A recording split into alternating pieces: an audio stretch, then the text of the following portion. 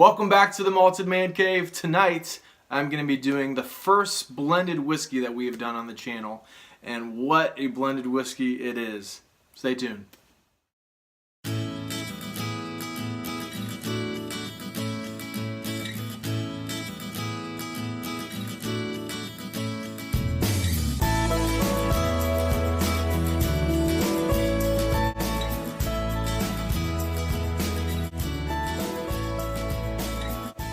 So, tonight we're going to be doing a blended whiskey as I mentioned before. I'm your host Keith, and we are going to be doing a blended whiskey from Compass Box.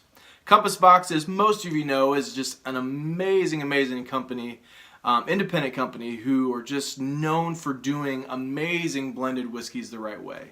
In fact, they're doing it so well that they're actually getting in trouble for it.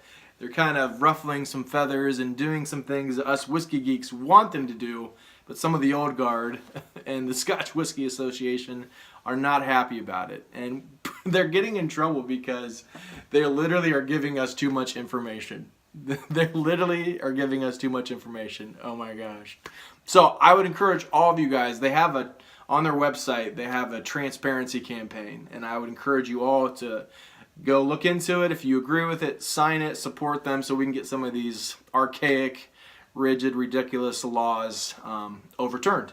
So, a little bit about Compass Box. It was founded in 2000 by John Glasser. I really like John Glasser. He obviously knows what he's doing. He wants to do things the right way. I believe he worked for, I think it was Johnny Walker before he decided to branch off and start his own company. And one thing that I love is that they're doing everything the right way. 46% and higher, non-colored, they don't chill filter. They tell us, I don't think they can anymore.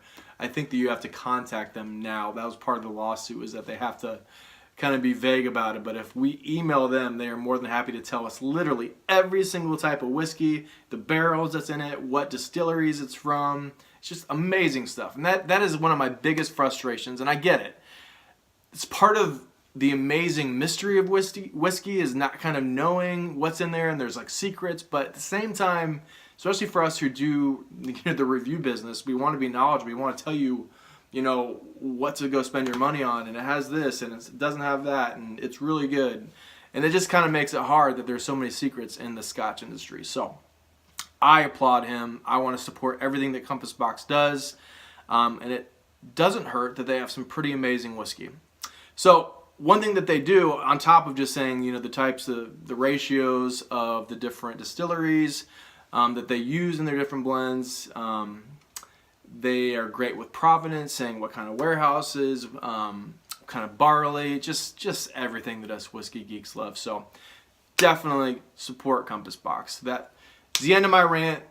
Soapbox to the side. So tonight we are going to be doing Compass Box Enlightenment. And I have to kind of give a couple shout outs this evening. Since Dave is not with us, I have more time to kind of talk a little bit, to blab a little bit, and to give a couple shout outs. So this was generously given to me by George Kaplan. Many of you guys know who he is. He is just an amazing part of the whiskey fabric, the whiskey community. He subscribes to most of us reviewers and is very positive, encouraging. He knows some stuff himself. He's a great guy, and he happens to be very generous. He sent me a care package just because, and he literally sent me like 10 bottles this big. And, we exchanged samples, and I was thinking the samples were going to be like half of this. And I show up and I'm like, oh my gosh, literally this is like a fourth of a bottle. So thank you so much, George. You are amazing. This is one of the favorites out of the ones that you gave to me. And I feel even worse after I sent him out some as well, and I tried to return the generosity. He just decided a couple days ago to send me another huge care package, which I will be getting into soon, and we'll be doing some reviews on them. So thank you, George. Two more shout outs that I want to give this evening.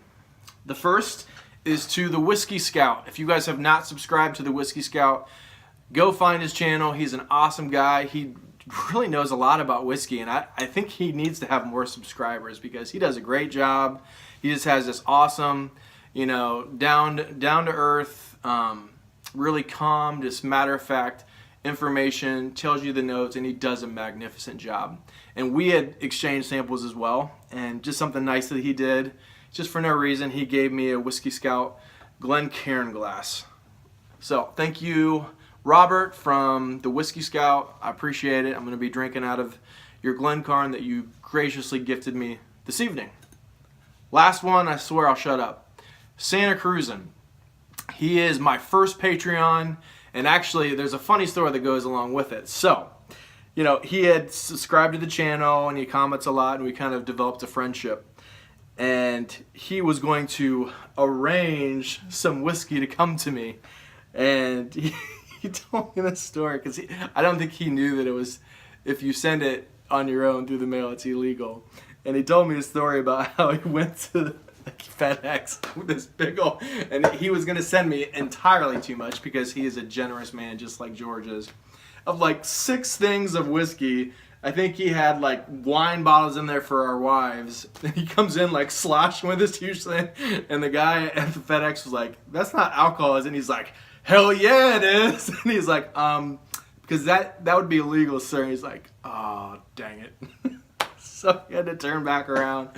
And so, you know, he just really, really wanted to support the channel, and he's just a really good friend. And he was like, "Keith, I see you don't have a Patreon," because he wanted to figure out some way to help the channel. So I actually just created a Patreon at his request. And so no pressure. If anybody wants to help the channel, you know, we are more than happy to accept anything that you would give to us.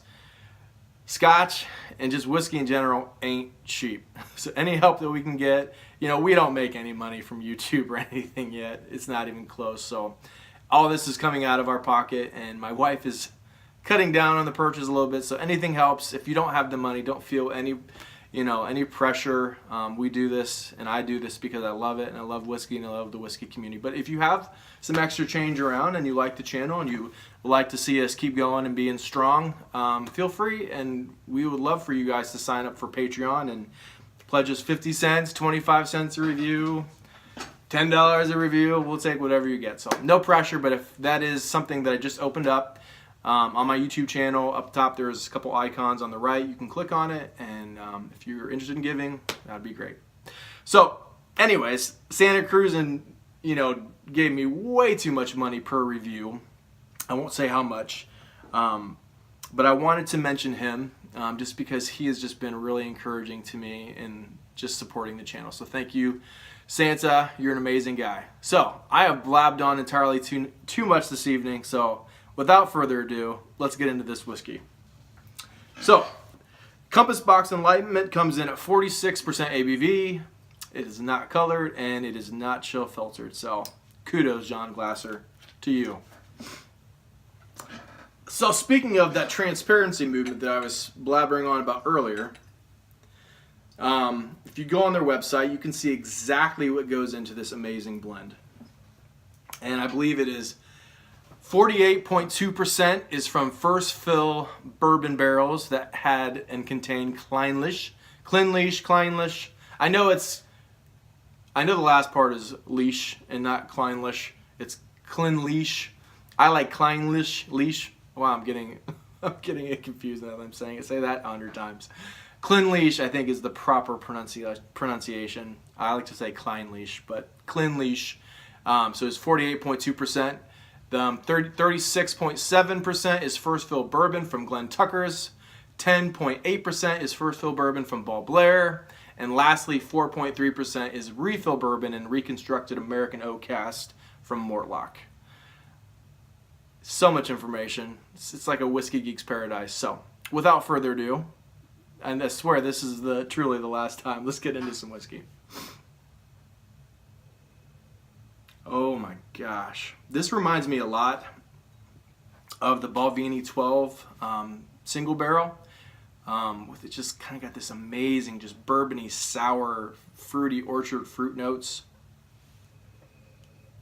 You get that amazing Clynelish, waxy creaminess with figs, dates, white raisins, applesauce and cinnamon, whipped cream. And I know it's kind of odd because there's some sherry notes, and I don't think there's any sherry influence at all. So I'm not really sure where that's coming from. But you get the figs and the dates. I mean, you also get the bourbon, you know, the orchard fruits, the vanilla, the creaminess, all that jazz. And then there's another note. It's like mild chocolate malt milkshake. So I don't know if you've ever had a chocolate malt milkshake. There's just some kind of malty, which obviously barley in the maltiness, but somehow it's like chocolatey malt. I'm not sure where the heck that comes from, but it's in there, at least according to mine. Schnifter. Mandarin, apricot, fruit salad. Oh my gosh. If more blended whiskeys tasted like this, I would be drinking them all day, every day.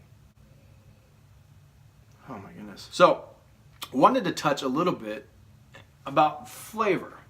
And it kind of came to my mind because I was curious. I was like, why? How am I getting like sherry, typical sherry notes that you get from sherry casks in something that is only bourbon matured? And I wanted to kind of discuss really briefly another element of where flavor comes from. We obviously know the type of yeast, the casks, where it's aged, the environment, the terroir, the provenance. But I want to talk a little bit about specifically about what the fermentation process does. So, obviously, most of us that understand whiskey production know that in the fermentation of the wort, they add yeast, which produces fusel alcohols, ketones, organic acids, sulfur compounds, and ultimately, and this is the key part, is esters. And that is where you get a lot of the flavors that are naturally occurring in biology. A lot of fruits, when you smell a strawberry, it is esters that you're smelling that get that unique, distinct flavor. So, I wanted to read a list, and I want you guys to go, if you are interested in this, to Whiskey Science. Just type in Whiskey Science Fermentation Flavors. It's a great read. It's an awesome blog. I actually don't know what the gentleman's name is, but it has this whole kind of explanation about how you get fermentation flavors and the different kinds. And I'm going to read to you a couple. And once you get to the esters, I'm going to read some specific esters and the flavors that you get. So even if you're getting, you know, strawberry, dark fruits, that you would think of as sherry cask. Yes, it could be the sherry cask that's causing that smell, but it also could be the esters that were produced during the fermentation phase. So here's a few. You have benzoacetate, which gives you a lot of pear, strawberry, jasmine flavors. You have ethyl acetate, which is nail polish remover, model paint, model airplane glue. So you don't want a whole lot of that. You know, a lot of times it's kind of a rush distillate in fermentation, I think, if you get some of that. I mean, you want a little, but not too much. Ethyl butyrate, banana, pineapple, strawberry. You have ethyl cinnamate, which is obviously cinnamon. You have, ethyl lactate, where you get that buttery creaminess. So whatever that is, ethyl lactate. And we'll get into how you kind of separate and how you get the different type of esters in a second. I like that one. We'll do a couple more and then we'll move on. General butyrate, which you get sherry, and geranol pentanote, which you get apple. So the different factors that determine the different esters comes from the length of fermentation and how long the different organelles are allowed to, and the yeast are allowed to reproduce, the temperature of the wort, the pitching rate, and the type of barley, depending on if it's high protein, high carbohydrates, whether it has low nitrogen, high nitrogen, and then lastly the levels of aeration. And then we're not even going to get into the whole actual distillation process and the catalytic, conversions that go on with the contact with the copper, worm tubs versus the other types.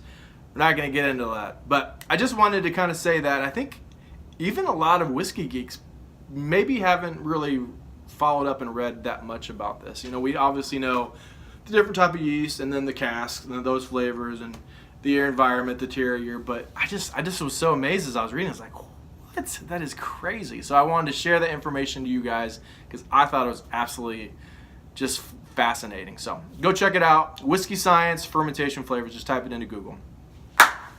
Enough. So, what do we get on the palate?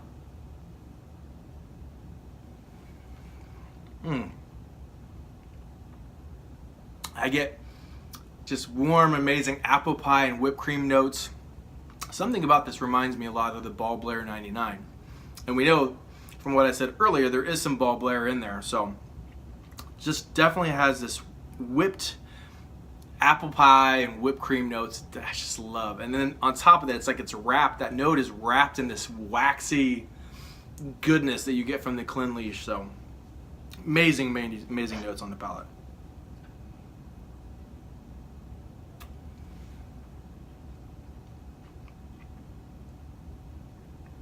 Again, sour peaches and pears that you get from the bourbon and perhaps from the esters.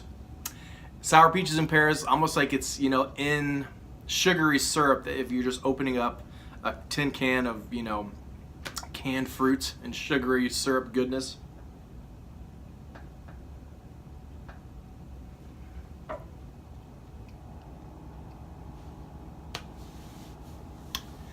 Again, whipped cream, white chocolate cake, icing sugar, just a delicious drying oak, not too much. It's actually a really good balance of drying oak. Again, spicy cinnamon, ginger, lemon lime margaritas.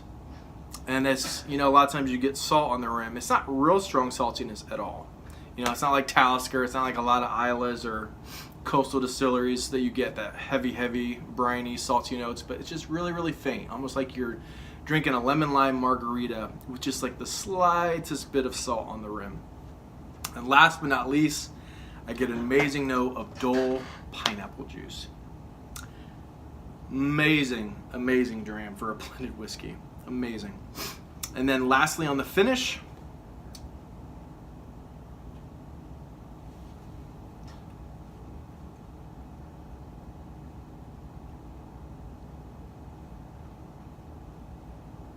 again, just that. It's a, I would say moderate to long. It's not like really long, but moderate to long finish. I love sour whiskeys. I love sour beers. I love Sour Patch candies. I love sour whiskey. Just sour peaches and pears in that sugary syrup. You get Dole pineapple juice, a little bit of that white chocolate cake and icing sugar, and just the slightest note of that drying oak. Maybe even a little whipped cream at the end. I swear I'm not making this up. That's really what I get. This is good stuff. So Malted Man Cave Mark is a 91 out of 100 for my first, you know, eventually we'll get Dave on here to do a blended whiskey, but for my first blended whiskey, 91 out of 100. Definitely get some Compass Box, guys. Support them. I really love what they're doing at Compass Box. And last but not least, my last shout of the evening is Tom R., another amazing subscriber that is just heavily involved in the Whiskyfabric and the whiskey community, had asked if I was going to be doing any Compass Box, and I specifically picked this out this evening because at his request. So to you, Tom, thank you for all your support for the channel and the other guys that I mentioned, just all of you. Just really appreciate you watching and being a part of the community. I do it mostly for me to have fun, drink whiskey, have a hobby, and just make friends and be part of the whiskey community. But the other big part is for you guys, and I hope that you guys can get something out of it. And that's why I did this in the first place, is when I was really starting my whiskey journey, is I'd get a new bottle of whiskey and I would, you know, sit down and just enjoy it, pop it open and see what other people were saying about it. And there was oftentimes that I was like, man, I wish there was another review. And there isn't always. Sometimes there's 1, 2, sometimes there's 0. So that's why I did it. So thank you guys for listening to me babble on this evening. Check out the fermentation flavor stuff in the esters. It's very fascinating. I think it helps us step up our game and just truly understanding the craft of whiskey and making us better whiskey fanatics and whiskey, I don't want to say connoisseur, but just whiskey geeks. That's a better word. Aquavitae. Rob, or Roy, not Rob. We got too many Rob Roys in the whiskey community. Roy often says whiskey geek, and I think that's very appropriate. So thank you guys for watching. Like, subscribe. If you're interested in the Patreon, we would be more than happy to have you support. Have a good evening. Sláinte.